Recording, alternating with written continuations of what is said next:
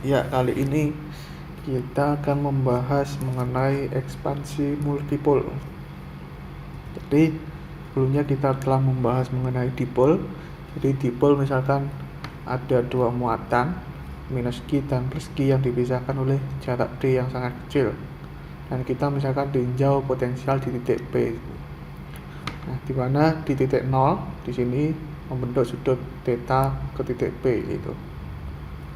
Nah, dengan menggunakan aturan kosinus gitu kan, jadi kita bisa memiliki R positif itu adalah jarak dari plus Q ke titik P adalah R kuadrat itu dia adalah jarak dari 0 ke P ditambah dengan ini D per 2 gitu kan, dikurangi dengan 2 kali RD per R kali D per 2 gitu kan. Jadi RD kalikan cos sudut apitnya, cos theta gitu.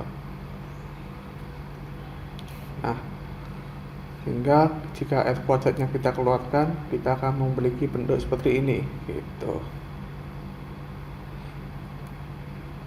Nah, dengan cara yang sama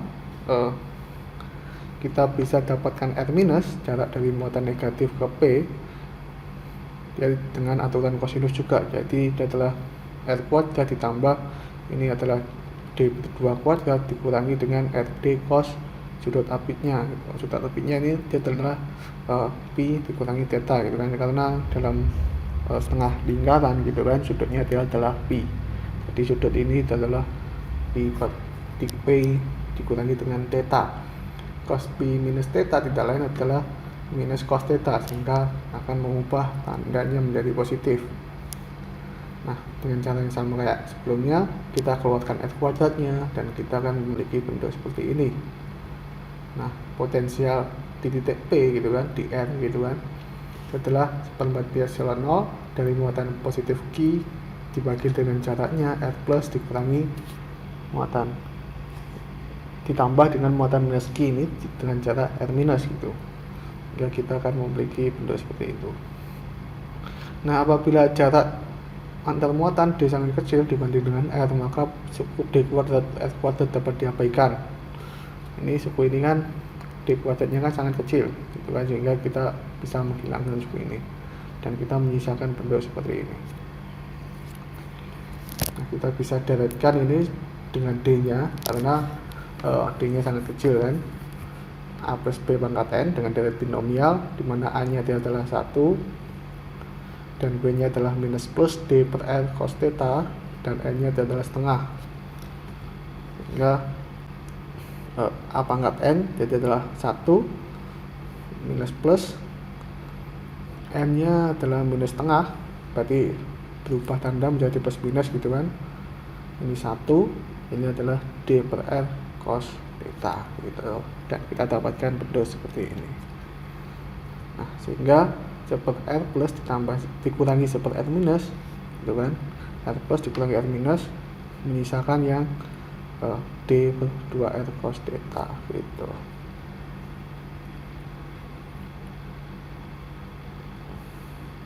Nah, sehingga potensialnya harus benar. Ini D per R ya, karena ini 2R ditambah 2R kan hilang ini, jadi setengah tambah setengah kan 1, jadi 2 nya hilang, di sisa D per R cos theta. Sehingga potensial di titik R tidak lain adalah seperempat pi epsilon 0 Q D cos theta per R kuadrat gitu. R kuadratnya yang satu dari ini D per R, yang satu dari luar ini gitu.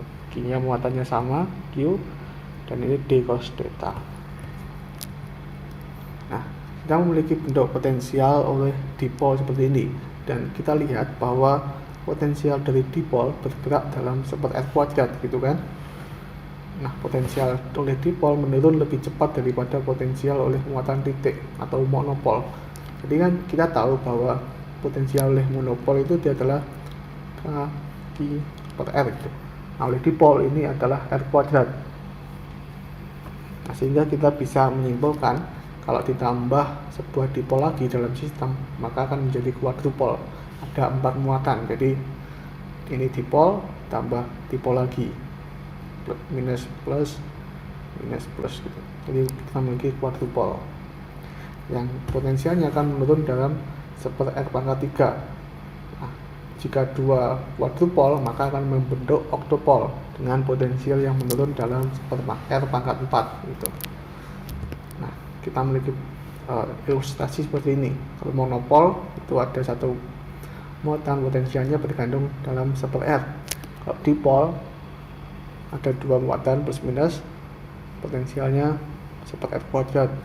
Kalau quadrupole ada plus minus minus plus gitu kan.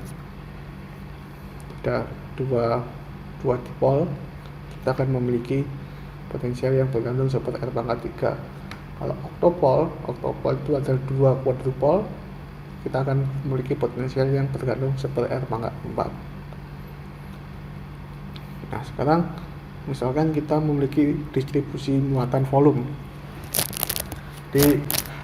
Misalkan di titik P, kita ingin menghitung potensial di titik P yang berjarak R dari pusat, yang mana titik P ini berjarak R bagus, ini R bagus dari volume, dan lokasi elemen volume, elemen muatan di sini dia berjarak R aksen dari pusat, sehingga kita memiliki bahwa R bagus kuadrat adalah dengan menggunakan aturan kosinus, R bagus kuadrat adalah R kuadrat ditambah dengan R aksen kuadrat dikurangi dengan 2 R aksen cos sudut apitnya, sudut alfa. Jika kita keluarkan R kuadratnya, kita akan memiliki bentuk seperti ini.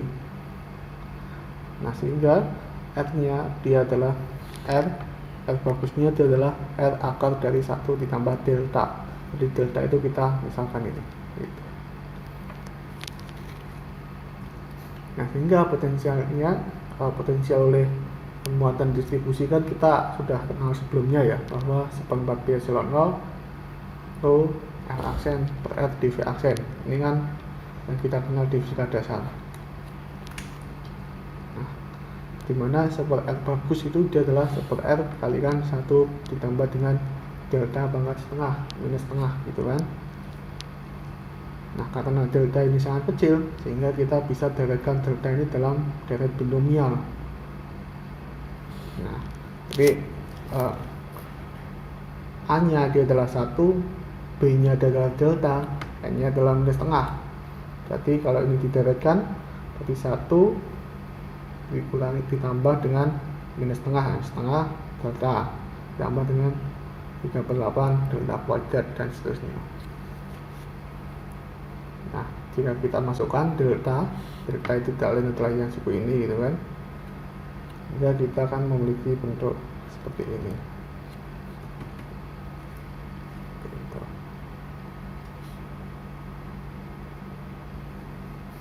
Nah,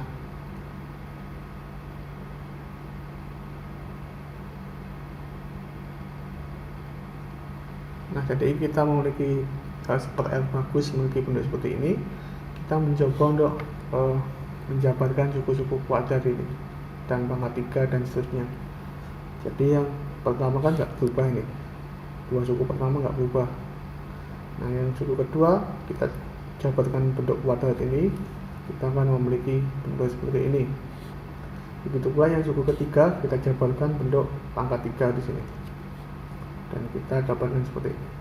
Kemudian kita mencoba untuk mengumpulkan suku yang mengandung R aksen per R ini. Jadi kita misalkan yang suku pertama dia nggak mengandung R aksen per R, suku kedua dia mengandung R aksen per R pangkat 1. Jadi yang mengandung R aksen per R pangkat 1 kan cuma ini ya, ini aja ya. Terus R aksen per R kuadrat, R aksen per R kuadrat itu adalah ini. Terus ya, sama ini gitu kan. Terus yang mengandung R aksen per R pangkat 3, yang mengandung R aksen per R pangkat 3 itu adalah ini sama ini gitu kan, dan seterusnya. Nah, sehingga kita bisa mengeluarkan ini setengahnya kita keluarkan, ini setengahnya kita keluarkan gitu kan. Nah, dan kita akan mendapatkan bentuk seperti ini. Nah, bentuk ini kan nggak asing, tapi kelihatan asing. Kita kenal fungsi Lysander dengan order n. Jadi fungsi Lysander dengan order 0 dia adalah 1. Fungsi Lysander dengan order 1 dia adalah x. Fungsi Lysander dengan order 2 dia adalah 3x kuadrat minus 1. Fungsi Lysander order ketiga dia adalah setengah 5x pangkat 3 minus 3x. Dan ini adalah bentuk yang mirip dengan ini, cos. Ini cos alpha x. Ini adalah setengah 3 cos kuadrat alpha minus 1, setengah 3x kuadrat minus 1, setengah 5 cos pangkat 3 alpha minus 3 cos alpha. Ini setengah 5x pangkat 3 minus 3x. Sehingga kita bisa membentukkan super R bagus itu dalam deret Lysander, yaitu super R jumlahan dari 0 order 0 sampai tak hingga. Order fungsi Lysander ini kan terus-terusan sampai tak hingga. Ini R aksen dibagi dengan R pangkat n Pn cos alpha, itu fungsi Lysander order n sebagai fungsi cos alpha, dan masing-masing di depannya itu mengandung R aksen per R pangkat ordernya, pangkat order fungsi Lysander itu gitu.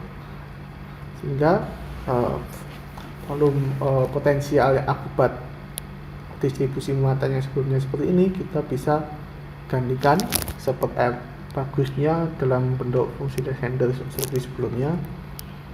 Nah, kita akan dapatkan bentuk seperti ini gitu. Ini kan kita keluarkan nih, ini kan jumlahannya dari R aksen Pn cos alpha. Jadi ingat, kita integral kali ini yang diintegralkan adalah dv aksen.